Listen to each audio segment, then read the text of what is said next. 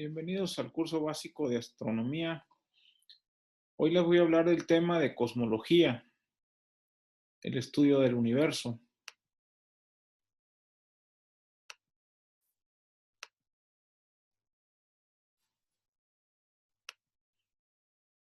Bueno, más correctamente le vamos a decir que se llama cosmología física. Y bueno, yo soy Julio Saucedo, del área de astronomía de la Universidad de Sonora.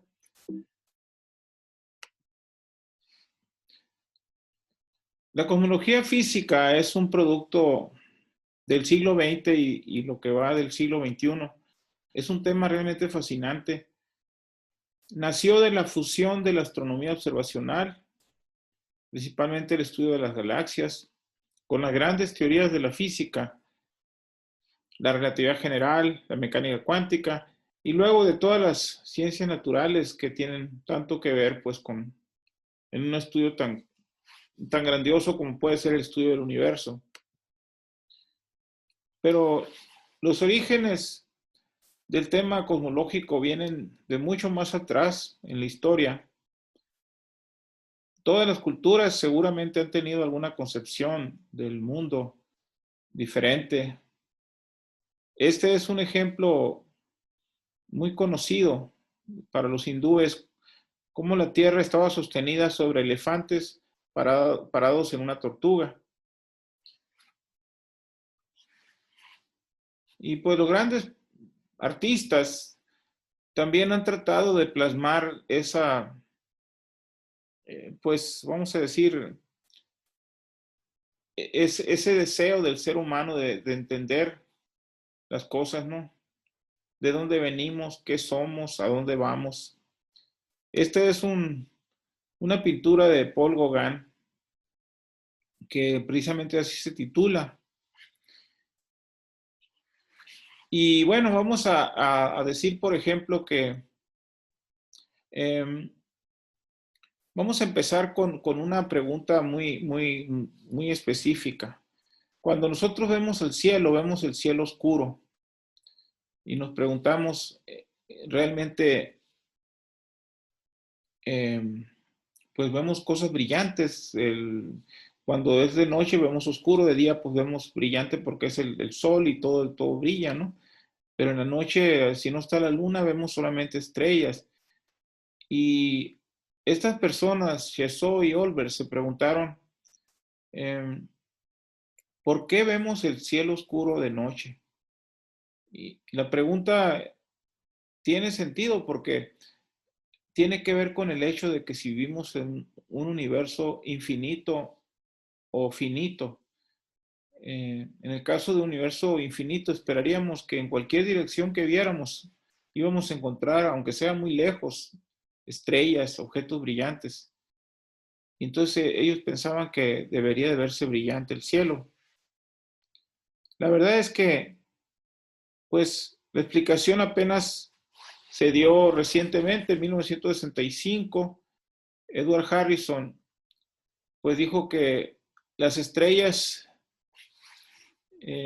tienen vida finita, no duran lo suficiente como para que podamos verlas en todas direcciones, que es equivalente a decir que el universo no tiene suficiente energía para producir un cielo brillante.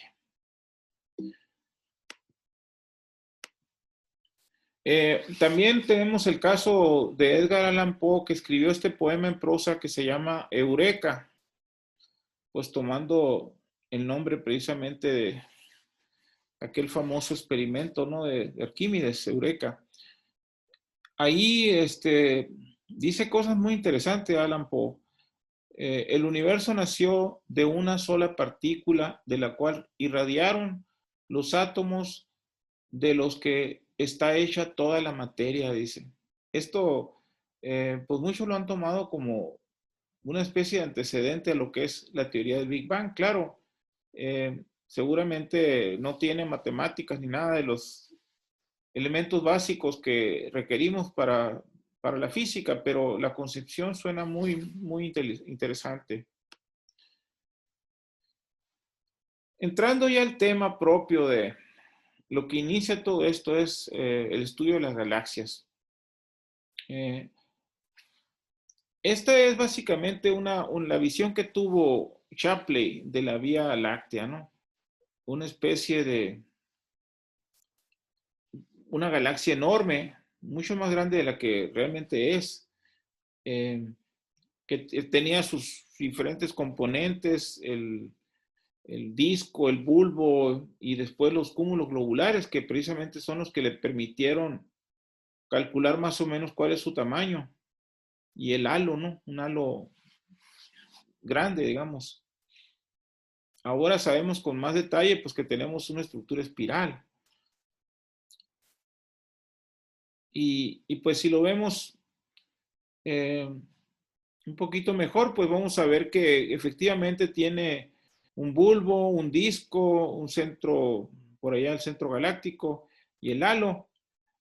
Y entonces Shapley estaba muy convencido que el universo completo estaba contenido en la Vía Láctea, que él tanto había estudiado, ¿no? Y Curtis, otro astrónomo, tenía una visión diferente, que la Vía Láctea es simplemente una entre muchas cosas similares, a los cuales se les llamaba universos isla. Un término, por cierto, un nombre que viene acuñado por mucho tiempo atrás por el gran filósofo. Y el hecho es de que se origina una especie de debate muy interesante entre Shapley y Curtis, y a final de cuentas, pues lo resuelve Edwin Hubble, ¿no? Que es parte de la historia de lo que le voy a decir.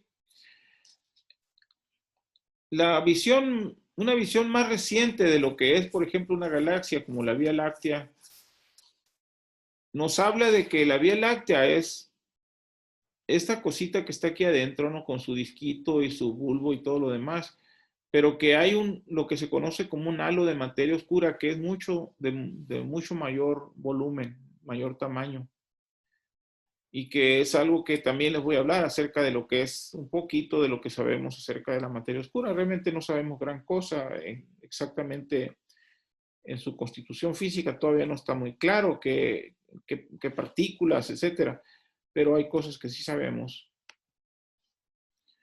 Vamos a empezar con los estudios que se han hecho de galaxias, porque esto nos va a llevar a comprender un poquito cómo estructurar esto del universo.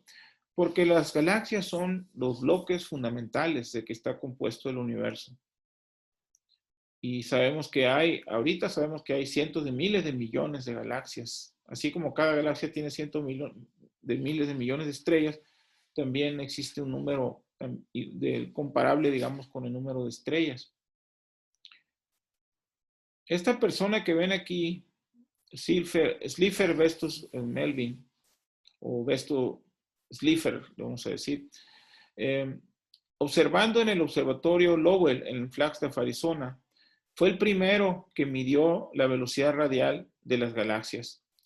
Empezó con Andrómeda en 1912 y después continuó tomando espectros de muy larga exposición, algunos hasta de 80 horas, para medir la velocidad con la que se acercan o se alejan radialmente en las galaxias. Y de las muchas mediciones que hizo, alrededor de 40 y tantas, la gran mayoría parecían estarse alejando de nosotros. Y esto fue en sí la primera evidencia de que había algo por ahí acerca de la expansión del universo. Pero faltaba tiempo para eso, ¿no? Para poder llegar a eso. ¿Cómo se mide la velocidad de las galaxias? Se usa lo que se conoce como el efecto Doppler. Como sabemos, pues el universo tenemos materia igual a la que hay aquí en la Tierra. Y aquí en la Tierra hemos estudiado gases, por ejemplo, y hemos visto que el espectro tiene ciertas líneas espectrales, que es como un código de barras, que podemos identificar que pertenecen a un cierto elemento. Entonces, cuando ven ustedes galaxias, tratan de buscar ese tipo de líneas que conocemos aquí en la Tierra y pueden medir su longitud de onda gracias a esta técnica que se llama espectroscopía. Entonces, el cambio que sufre una línea espectral se conoce como delta lambda, que es el cambio que tenemos es la diferencia entre la longitud de onda observada y la de referencia. Esta referencia es la que vemos aquí en la Tierra, digamos, y sabemos cuánto mide. Entonces, este es el cambio en la longitud de onda. Entonces, delta lambda entre lambda es igual a la velocidad que queremos encontrar, la velocidad radial entre la velocidad de la luz. De esta manera se encuentra así la velocidad de las galaxias. Hay ciertas líneas características que nos permiten hacer el trabajo, facilitarnos la vida, digamos. Por ejemplo, este doblete de calcio que tiene estas líneas H y K con diferentes longitudes de onda y pues son bien conocidos y esto ha permitido medir estas velocidades para muchas galaxias. Aquí vemos a Vestus Liefeld haciendo sus observaciones con su espectrógrafo ahí en el observatorio Lowell. Una persona que también hizo tremendas contribuciones al estudio de las galaxias fue Edwin Hubble. Estas incluyen, pues, primero que nada, fue la persona que resuelve el famoso debate Shapley-Curtis del que les hablaba. Y lo resuelve simplemente encontrando que la galaxia de Andrómeda se encuentra mucho más lejos que el tamaño de la Vía Láctea, porque lo que había dicho Shapley pues era de que todo estaba contenido en la Vía Láctea, y al encontrar que una de estas galaxias se encuentra totalmente fuera, pues quiere decir que ahí tenemos al menos un caso, y sabemos que ahora que todas las galaxias en sí son lo que se conocen como universos islas. También a él le tocó clasificar, diferenciar las galaxias espirales de las elípticas y otros tipos que existen. También, pues, a él se le ha asociado el haber sido el descubridor de la expansión del universo y de la famosa ley de Hubble. Sin embargo, de lo que les voy a platicar en la segunda parte de este tema de cosmología, vamos a ver que hay razones históricas que finalmente hace un par de años se acordó en la Unión Astronómica Internacional en Viena que ambos, Lemaitre y Hubble, tengan crédito por el descubrimiento de esta ley de expansión del universo, y en particular de esta ley que nos dice que la velocidad con que se aleja una galaxia es igual a la constante de Hubble, que es la h, multiplicado por la d. También hizo otros estudios importantes acerca de la homogeneidad e isotropía del universo. En gran parte su éxito lo debió al hecho de que pudo medir distancias a galaxias. Su principal aportación, yo diría, fue medir las distancias a muchas galaxias. Y lo hizo usando las famosas cefeidas. Estas son estrellas variables que cuando los estudian se encuentra que tienen un brillo intrínseco que se caracteriza con la letra M mayúscula, que quiere decir magnitud absoluta, y una M minúscula es lo que se mide, digamos, en un telescopio con un aparato que se llama fotómetro, es lo que permite determinar la M minúscula. Esta es la magnitud aparente. Y así, si no se considera el efecto del polvo, si ustedes encuentran una cefeida que tiene una magnitud M mayúscula, entonces pueden determinar la distancia a esa galaxia. Eso fue lo que hizo Hubble, utilizando una técnica precisamente que elaboró y que trabajó de principio una astrónoma de la Universidad de Harvard que se llamaba Henrietta Leavitt. Entonces aquí tenemos algunas galaxias y podemos ver pues la pequeña imagen aquí a la izquierda, la distancia en la columna que está en medio y acá los corrimientos, o sea, la velocidad con que se alejan las galaxias. Por ejemplo, esta que está aquí arriba, que es la más cercana, se encuentra a 1200 kilómetros por segundo y tiene una cierta distancia en años luz de 78 millones de años luz. Y así sucesivamente. Y lo que vamos a ver es que hay una relación que entre más lejos se encuentre la galaxia, como por ejemplo esta que está abajo, la más lejana, tiene una velocidad mayor. Y entonces esto es lo que va a llevar a la famosa ley de Hubble-Lemaitre. Y una cosa importante que surge de aquí es que la constante que vemos en esta gráfica, que es la pendiente de esta línea recta, que se llama H0, el recíproco de este número es lo que, pues es la edad del universo básicamente. Eso es una cosa interesante que simplemente con esta gráfica ya tenemos una idea de la edad del universo, que ahorita sabemos que es de orden de 13.800 millones de años.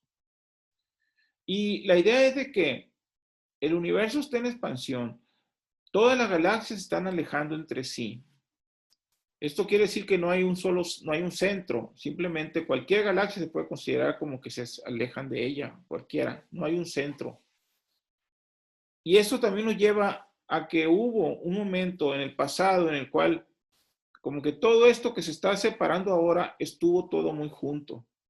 Y ese es lo que, a lo que llegó Lemaitre al hablar de el principio de lo que se conoce ahora como el Big Bang. Entonces a él se le llama el padre del Big Bang, de la gran explosión. De Lemaitre le voy a hablar mucho más en la segunda parte del tema este. La teoría del Big Bang está soportada por lo que se conocen como 4 pilares, de los cuales les voy a hablar. Uno es la expansión del universo, que es lo que hemos estado platicando un poquito y que veremos más también en la segunda parte. La radiación de fondo en el universo, que viene siendo lo que se conocen como las cenizas del Big Bang, porque el universo empezó siendo muy caliente y le tomó tiempo enfriarse, digamos, y todavía de hecho tiene una temperatura residual, de la cual les platicaré. La nucleosíntesis de los elementos. Resulta ser que la teoría del Big Bang hace predicciones acerca de qué materia, o sea, qué átomos se formaron. No átomos, son los núcleos, porque les tomó un tiempo más formarse los átomos. ¿Qué núcleos se formaron en los primeros 3 minutos de la vida del universo? ¿Y qué tanto se formó de cada uno de ellos? ¿Verdad? Y la otra cosa es la estructura a gran escala del universo. La radiación de fondo. El universo inició siendo sumamente caliente, impidiendo que los electrones se unieran a los protones para formar átomos. Le tomó al universo 380.000 años para que se formaran los primeros átomos. Y a la época en que ocurrió esto, se le conoce como la época de recombinación. Lo que sucede es que ya para 380.000 años, la temperatura del universo que venía bajando ya había alcanzado una temperatura de 3.000 grados Kelvin.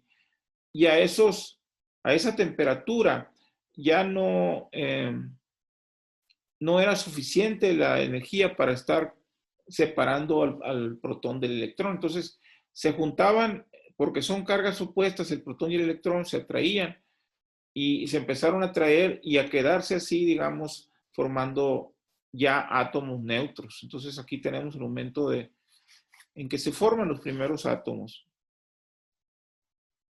La radiación de fondo del universo fue descubierta en 1965 por estos señores Penzias y Wilson de la compañía Bell. Descubrieron la existencia de una fuente de radiación que era igual en todas direcciones. A cualquier lugar que se apuntaba la antena, encontraban la misma señal. Y eso vieron que correspondía a un cierto espectro muy conocido por los físicos, que se conoce como cuerpo negro, que corresponde a una temperatura de 2.73 grados Kelvin. Ellos realmente no supieron la razón de por qué de esa radiación que estaban detectando. La explicación la dieron Dicke y Peebles, porque ellos, de hecho, ya estaban empezando a querer encontrar ese mismo resultado, ¿verdad? Pero observacionalmente.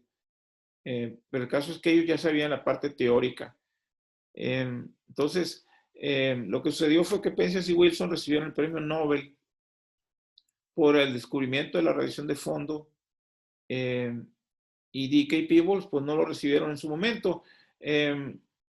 Hace 2 años, finalmente, Peebles recibió el premio Nobel por sus trabajos en cosmología también.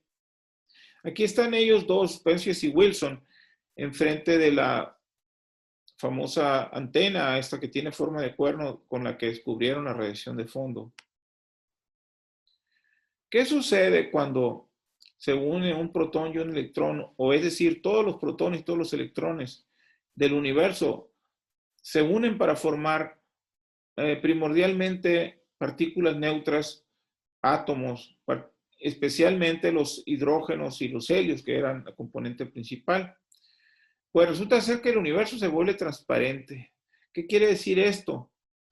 La luz sabemos que es un fenómeno electromagnético y como tal interacciona fuertemente con las cargas eléctricas que había antes de que se formaran los átomos. Antes de que se formaran los átomos teníamos una especie de sopa de electrones y protones y la luz no podía avanzar, estaba constantemente chocando contra esas partículas cargadas. Pero en el momento en que ya se vuelve neutro el universo, la luz puede viajar sin ningún problema. Y desde entonces, pues tenemos que el universo es, decimos, es transparente. Posterior a esto que les dijo, que les acabo de platicar acerca del descubrimiento de Penzias y Wilson, ha habido muchos experimentos para estudiarlo.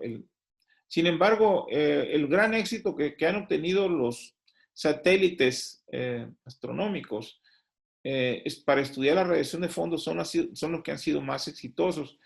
En este caso tenemos el COBE, que es las siglas de este explorador de fondo cósmico, gracias al cual estas dos personas, Mather y Smoot, recibieron el premio Nobel en 2006 por descubrir la forma del cuerpo negro y la anisotropía de la radiación de fondo del universo.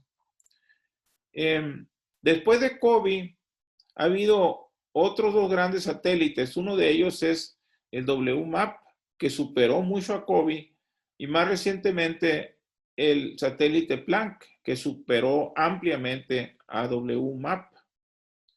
Aquí está una comparación. Aquí tenemos el que está más arriba, viene siendo el que les dije que se encuentra en la compañía Bell, ¿verdad? Con el primero descubrimiento de la radiación de fondo en 1965. Y después tenemos el COBE y después WMAP abajo. Y van a ver que lo que se va ganando aquí es en resolución principalmente. Entonces, por ejemplo, con COBE, difícilmente veíamos algo muy exquisito en cuanto a resolución. Pero ya con WMAP pueden ver que ya ven regiones pequeñas ahí. Ya no ven todo eso junto ahora vemos mucho más, tenemos más resoluciones, como decimos esto, ¿no? Que es más fácil ver en detalle. Y todavía cuando pasamos a Planck, esto se supera ampliamente, ¿verdad? Vemos que son más pequeños, digamos, las regiones. Y esto, pues, lo vemos aquí junto nomás, una comparación de estos tres importantes satélites. Cada uno de ellos ha aportado bastante. Y hay muchos resultados que se sacan de estos estudios. Por ejemplo, como les digo, ahorita el más importante es Planck porque es el último que ha habido. Y gracias a él tenemos un recuento de que la mayor contribución entre la materia y energía del universo corresponde a lo que se conoce como la energía oscura, que esto es un poquito menos del 70%, y después tenemos que la materia oscura ocupa casi el 27% y la materia ordinaria pues casi el 5%. Esta materia ordinaria es de la que estamos hechos nosotros, tiene protones y neutrones, o sea, tiene átomos, son átomos básicamente. Mientras que todavía no sabemos gran cosa acerca de lo que son las otras dos, la materia oscura y la energía oscura. Pero sí tenemos elementos para pensar. Por ejemplo, la materia oscura, desde que Fritz Zwicky habló de ella por allá en los años 30 del siglo XX, y después el trabajo de Vera Rubin y otras personas que han ido contabilizando qué tanto hay en las galaxias de materia oscura.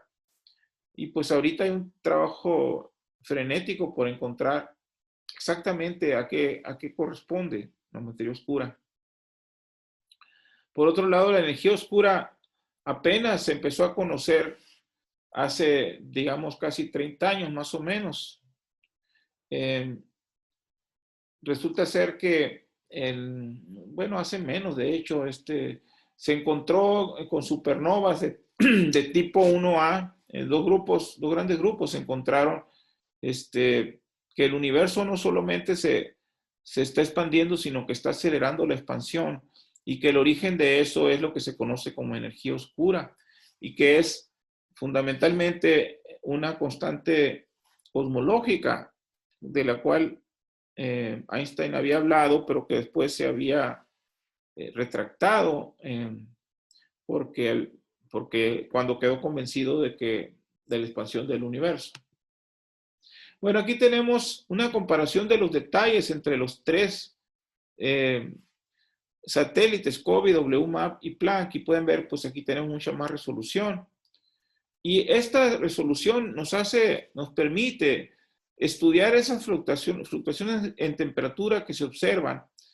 En realidad, a lo que corresponden esas fluctuaciones en la densidad.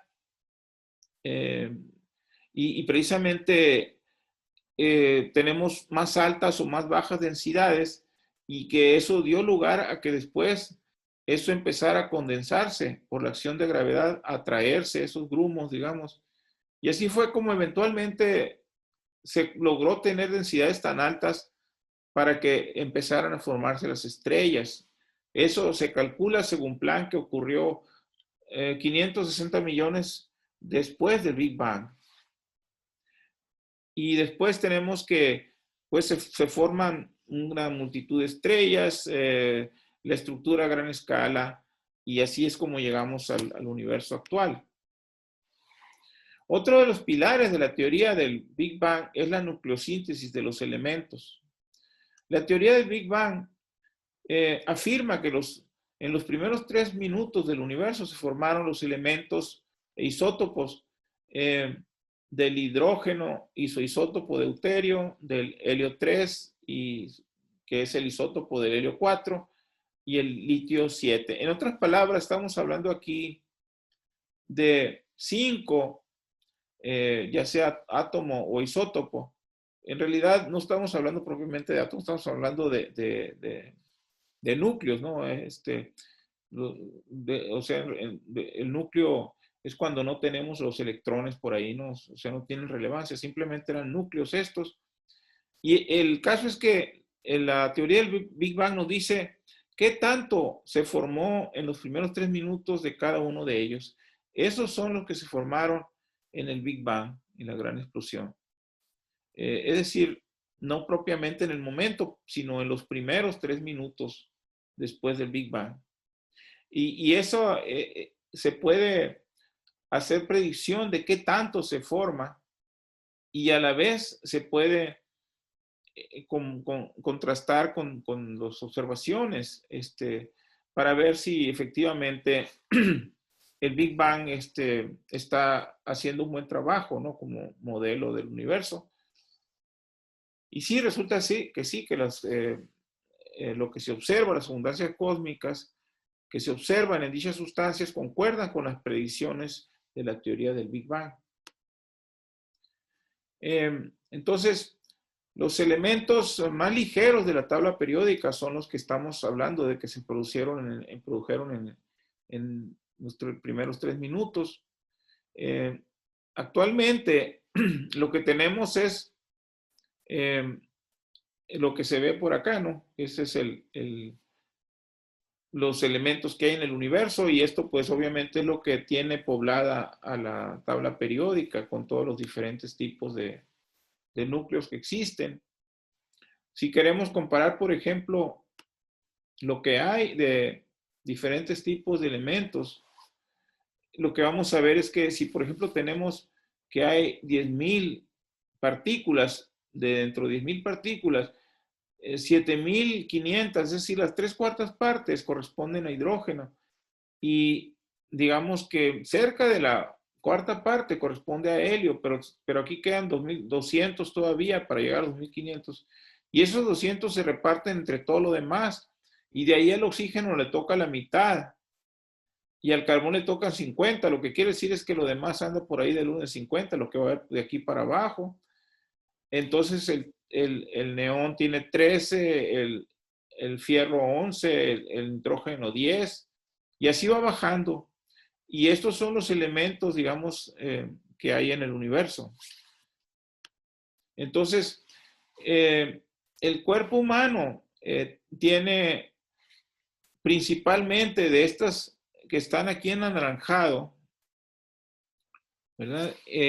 Son los elementos que tenemos, los átomos que tenemos nosotros, y eso, fíjense, que corresponden a fenómenos de supernovas, o sea que nosotros, nuestro origen, la mayor parte de nuestra materia que compone al cuerpo humano, se produjo en explosiones de supernova. Y hay todavía un 16.5%, que es color dorado, que corresponde al final de estrellas de baja masa. Este es un ejemplo, el caso nuestro del Sol, que es una estrella de baja masa. Y por allá el 9.5% corresponde al Big Bang, es decir, casi el 10% de nosotros se forjó en los primeros 3 minutos de la vida del universo. Y solamente el 1% viene de explosiones de enanas blancas. Ok, entonces vamos a continuar aquí con otra tabla muy similar. Aquí solamente vemos lo que podemos decir que es la tabla periódica de los astrónomos, ¿no? Porque aquí están los elementos más abundantes que hay, que corresponde, por cierto, a los mismos números que les acabo de mostrar ahorita, ¿no? Básicamente son los mismos números que veíamos ahorita. Por cierto, en todas mis presentaciones yo pongo las ligas de donde tomé los datos, porque no se pueden inventar estas cosas, ¿no? Y pues yo sé que puede haber interés de alguien en checar y en meterse con más detalle a estudiar estas cosas. Entonces los recomiendo por si hay algún tema que realmente les interese, ¿no? Aquí esta tabla es un poco más extensa, y aquí lo que vemos es en los colores que están aquí, podemos ver estos elementos de dónde se originaron. Vamos a empezar, por ejemplo, el azul. Ya se los dije que el hidrógeno es producto del Big Bang. El helio, en su mayor parte, también es producto del Big Bang. El color verde corresponde a estrellas de baja masa, y como les dije, el Sol va a ser un caso de estos. Y aquí pueden ver, por ejemplo, que el carbono y el nitrógeno principalmente provienen de esa fuente. Sin embargo, también hay una componente que entre el carbono y el nitrógeno que viene de explosiones tipo supernova, estrellas muy masivas. Sin embargo, por ejemplo, estas que están aquí, el oxígeno, el flúor, el neón, Y bueno, todas las que están nomás en dorado vienen de estas explosiones de estrellas masivas. Y así pueden encontrar ustedes para cada uno de estos de dónde proceden, qué mecanismo astrofísico en la historia del universo formó o sigue formando, digamos, porque las supernovas siguen ocurriendo y al final estrellas jóvenes, perdón, estrellas de baja masa también. Y, por ejemplo, en épocas recientes tenemos la formación de elementos al merger estrellas, al fusionarse estrellas neutrónicas. Esto es algo que hemos visto que es muy reciente, son las famosas hipernovas y que son observadas gracias a las ondas gravitacionales y después son estudiadas en detalle por un montón de telescopios que trabajan al mismo tiempo, o sea, gracias a que se ve digamos que se escucha, vamos a decir, se escucha la onda gravitacional, el famoso chirp ese que hace, y después rápidamente los telescopios del mundo y del espacio también se orientan hacia allá, ¿no? Vamos a ver lo que son ahora las líneas de absorción en cuasares. Eh, a los cuasares también se les llama objetos cuasiestelares, que estas son las siglas en inglés, quasi-stellar objects, eso es lo que significa. Estos son objetos son los más brillantes y lejanos que conocemos. Son producidos, por cierto, en el disco de acreción que se encuentra alrededor de un super agujero negro por allá muy lejos en esos lugares. Y por eso son muy brillantes. Pero al viajar se encuentran con diferentes cosas en su camino y registran líneas de absorción en el continuo de la luz del cuasar. Entonces su estudio nos proporciona información acerca de las abundancias y propiedades físicas del medio interestelar e intergaláctico, así como de la evolución de las galaxias. Aquí está un ejemplo. Este objeto brillante que está aquí abajo es el cuasar, aquí, ¿no? Es el cuasar. Entonces, la Tierra se encuentra aquí a la izquierda. Lo que sucede es que al pasar esta luz por ejemplo, esto que es una galaxia, va a tener una absorción muy fuerte, particular. Esta es la línea que se conoce como Lyman alfa en inglés. Y va a tener asociado además muchas de estas líneas que ven hacia la derecha. Estas líneas se llaman líneas de absorción, al igual que estas que están acá, pero estas que están acá a la izquierda precisamente de este pico que está aquí, que es la línea de emisión de un quasar, es la línea de Lyman alfa, es la transición ultravioleta que más fuerte, digamos, que se observa en los cuasares. Entonces, las líneas que se encuentran hacia la izquierda es lo que se conoce como el bosque de Lyman alfa. Y mientras que estas otras líneas son de absorción, y estas otras que están aquí sobre el continuo son las líneas de emisión, como el caso del Lyman alfa, etcétera, todas estas, carbono 4, etcétera, ¿no? Entonces, el asunto está que gracias a la espectroscopía nosotros podemos saber qué tanto hay de los elementos para diferentes distancias en el universo. Y esto nos permite, de hecho, ser capaces de estudiar la evolución de la materia en el universo, particularmente pues para cada una de estas líneas en que vemos un quasar para diferentes distancias. Y en fin, vamos a poner ejemplos, por ejemplo, cómo se miden, por ejemplo, cosas como la fracción de masa de helio a hidrógeno, por ejemplo, es una forma de encontrarlo, es a través de, bueno, lo que resulta es, pueden ver que es casi 0.25, y los resultados más recientes de Planck andan pues muy cerca, ¿no? 0.2449 con un error de 0.004. Entonces esto es básicamente la fracción de helio contra hidrógeno, es como una cuarta parte, ¿verdad?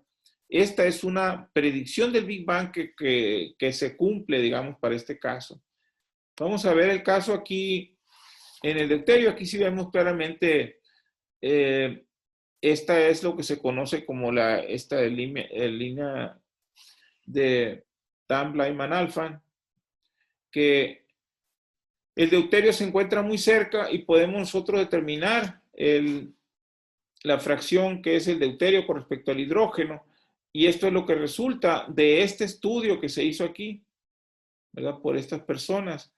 Y los estudios recientes de Planck, publicados en 2015, en general, no necesariamente para este quasar, sino en general, es que esta razón de deuterio es de 2.53 por 10 a la menos 5, o sea, 200 milésimas básicamente, es la proporción de deuterio.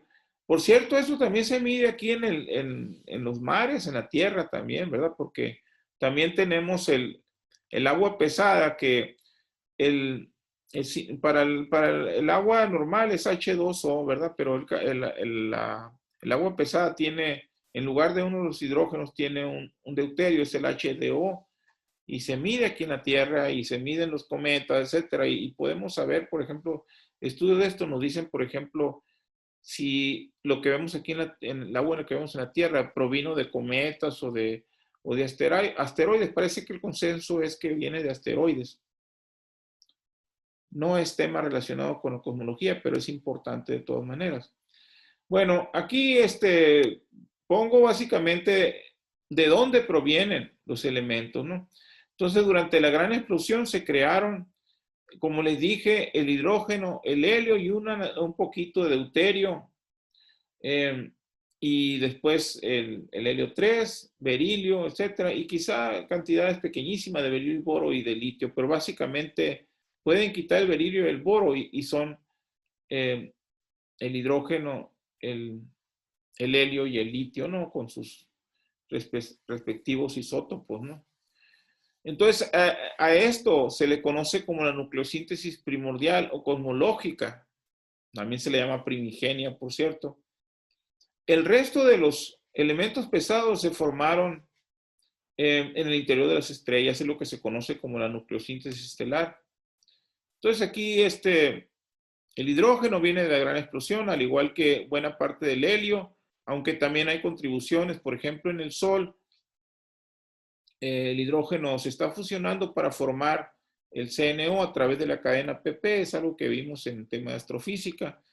El nitrógeno se crea en las cadenas CNO y etcétera, ¿no? Podemos ver así para diferentes elementos de dónde se produce y de esa manera podemos explicar todos los elementos que vemos, que conocemos en la tabla periódica, en dónde se originaron, ¿verdad? Eso es bonito, ¿no? Tener una manera de explicar dónde se originaron, en qué procesos físicos. Como le mencionaba hace ratito, aunque el tema de las ondas gravitacionales lo voy a ver más bien en la segunda parte de esta charla, sí es relevante ver el caso de las neutrónicas, ¿verdad? Que se unen, porque en ese caso lo que tenemos es que la formación de los elementos como los metales preciosos, ¿no? Como por ejemplo el oro y el platino, es un tema muy interesante que es gracias a las ondas gravitacionales que podemos estudiar en detalle esas cosas. Y pues también si queremos estudiar, las abundancias se estudian principalmente, por ejemplo, el Sol ha sido uno de los temas principales de estudio. Después tenemos a los meteoritos y se puede ver que concuerdan perfectamente bien la abundancia que se mide en los meteoritos con lo del Sol, porque el Sol no ha sido muy afectado, al igual que los meteoritos, en cuanto a su composición. Y por ese motivo, pues podemos obtener resultados muy comparables. Y también, pues podemos estudiar en cualquier cosa que se nos ocurra, ¿no? En los planetas, en los satélites, etcétera, ¿no? Ok, ahora si nos vamos un poquito más hacia el origen, hacia la época en que se forma el universo, vamos a ver que ha sido un proceso de disminución de temperatura desde que se formó el universo de 13.800 millones de años. Podemos hablar de diferentes épocas, por ejemplo, la primera época es la época de Planck, de la cual sabemos muy poco porque ahí necesitamos la famosa gravedad cuántica y todavía no hemos llegado a eso, ¿no? La física no llega a tal cosa. Sin embargo, sí se habla de otras cosas que están aquí. La famosa gran unificación, el famoso GUT, también conocido como GUT.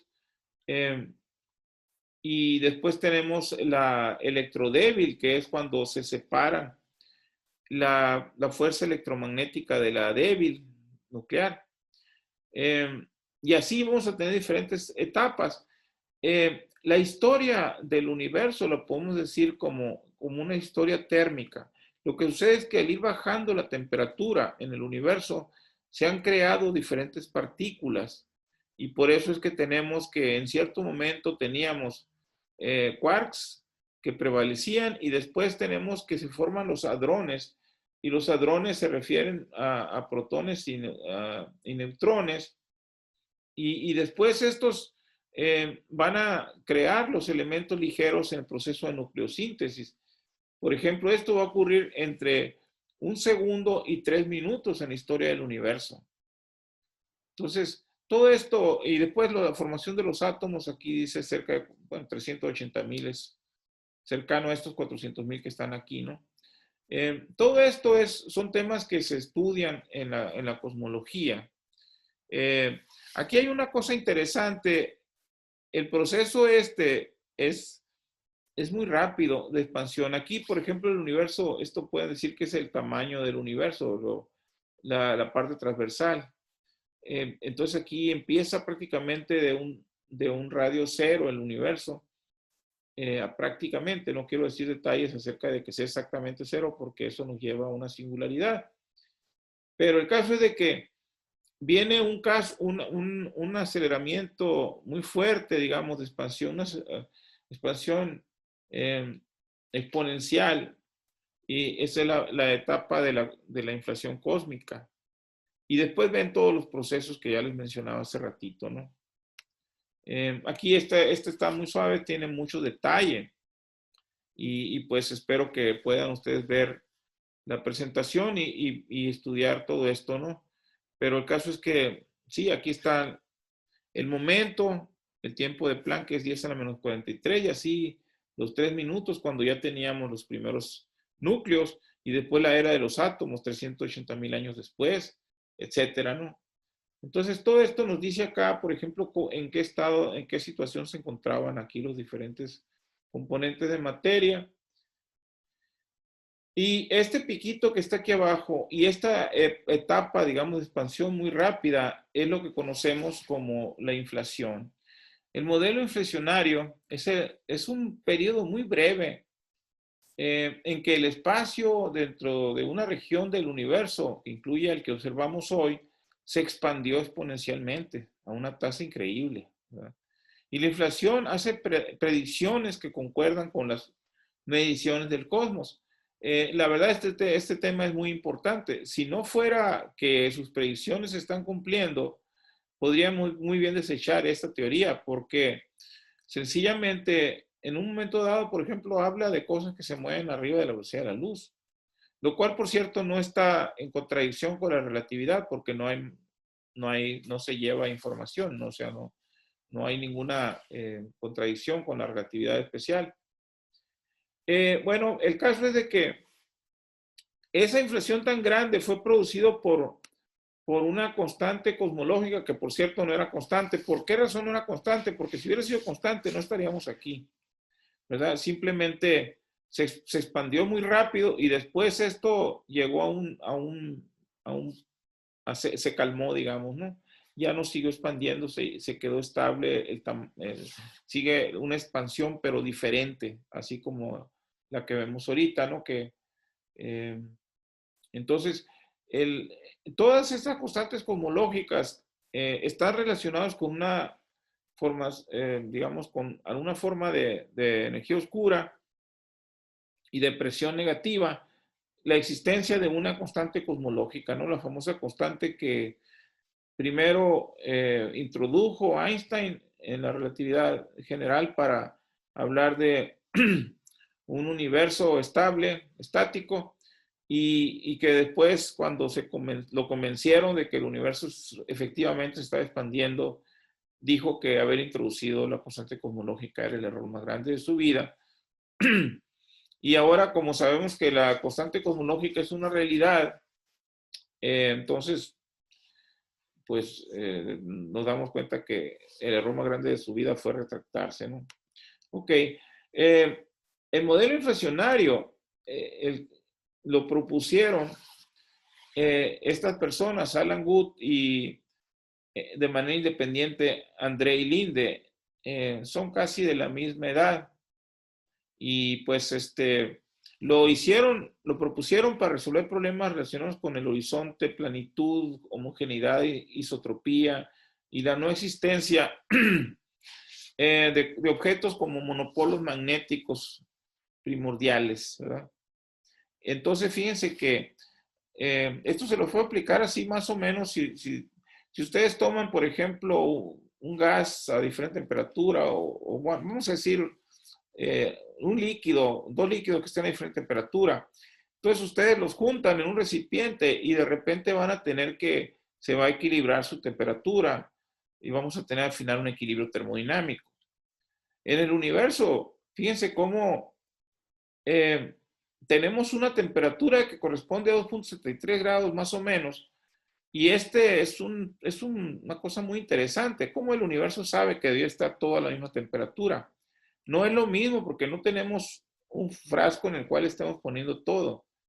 Entonces, por eso es esto que se lo introdujeron estas personas, de tal manera que se pudiera llevar, digamos, de alguna manera, establecerse ese contacto, digamos, ¿no? Y pudiera, eh, esa fue la razón por la que se introdujo, pero tiene sus predicciones muy interesantes, ¿no? Ok, entonces lo que sucede es que la inflación pues va a ser algo muy rápido en un tiempo muy, muy breve y después va a seguir la fase normalita, digamos, eventualmente, ¿no? Y vamos a tener que el universo va a poder ser alguno de estos tres tipos de geometrías. Eso va a depender de, bueno, ahorita vamos a ver eso de las geometrías.